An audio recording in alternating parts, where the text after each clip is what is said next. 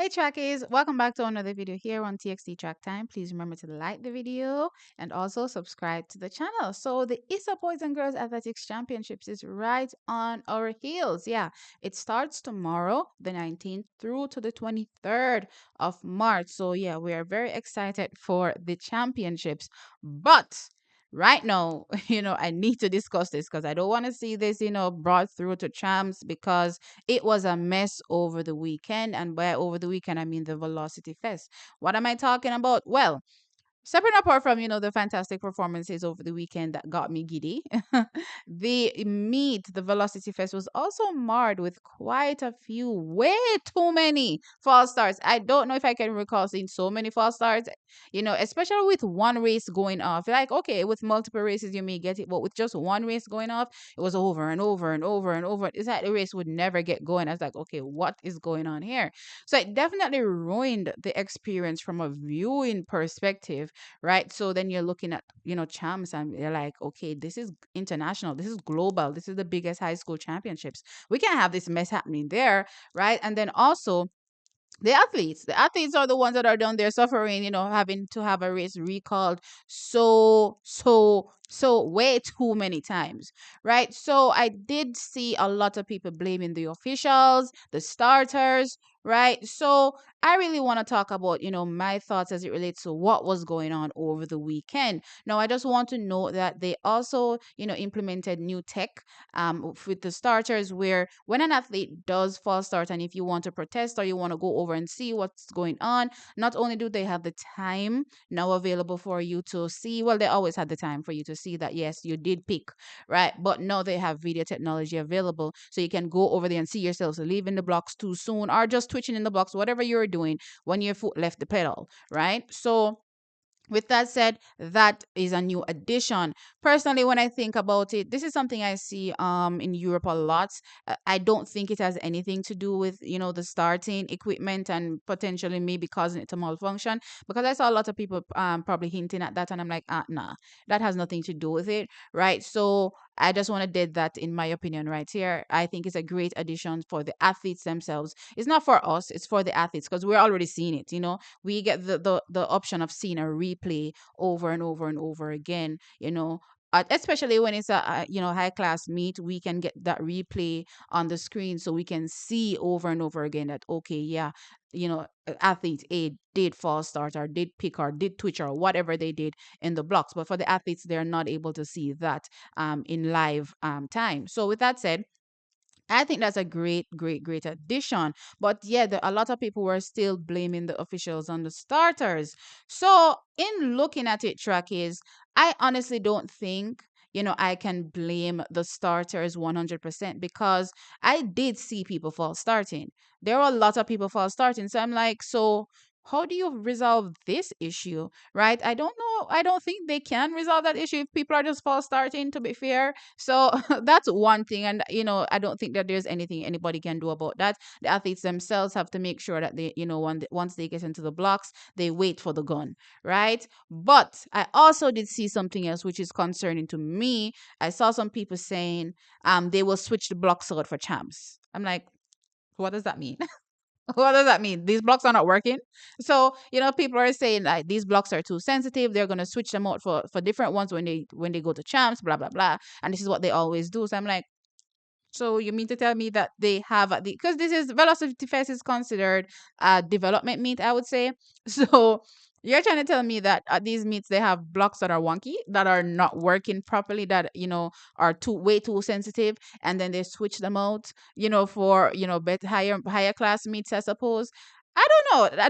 That definitely doesn't sit well with me, and I hope that's not the case, because you still want to give the athletes the best opportunity to execute their race. So if at the development means you have blocks that are just doing whatever they want to do, then that's definitely not a good look, because again, it will lead to multiple recalls, as you can clearly see in this instance. And then it's going to lead to another issue, and the issue is the frustration from the athletes. So yes, I did visibly see frustration from the athletes. No, in the men's 100-meter final, I was really looking forward to this one because a few other athletes came out and they looked good from the heat. So I was like, okay, yeah, I'm gonna see a big one in this one, right? So one of the athletes I was really looking forward to seeing was Taekwondo Tracy, right? And he was in the blocks, got out of the blocks. Well, the race started, let's put it that way.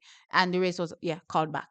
No surprise, right? But the feed that I saw, it panned away a bit from the athletes, but by the time it panned back, I saw Taekwondo, leaving. So I was like, okay, was he showing a red card? What's going on? Because again, I didn't get to see that part. But it happened so quick. I was like, in my mind, there's no way you were showing a red card so quickly. He goes over to the officials. He ends up leaving. He's pulling off his clothes. I'm like, what is going on here? Right. So I see people in the chat saying, them, yo, them still a fight Tracy, them still a fight Tracy. I'm like, oh, hell no. Y'all know me. I was ready to put on my superwoman, cloak and come in. I was like, that's not going to happen. You understand what I'm saying? We're not doing this in 2024. We need more transparency.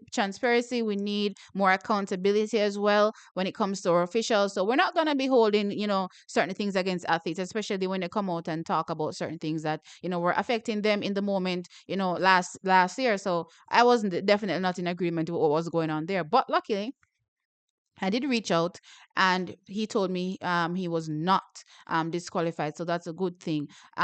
Based on the race, I did again, because I replayed that little section, it looked to me that it was somebody else that false started. And it seems as though that was the case. So what we saw happening between Taekwondo and the officials was they were telling him that you're not the one that false started. But he was like, I'm over this. I am over this. Plus, there's other issues involved as well that I won't mention here. But yeah, he's like, I'm over this. Let's get it. I'm gone. Right. So that's pretty much what happened with Taekwondo Tracy. So we see it right there directly affecting the athletes. They're out there way too long.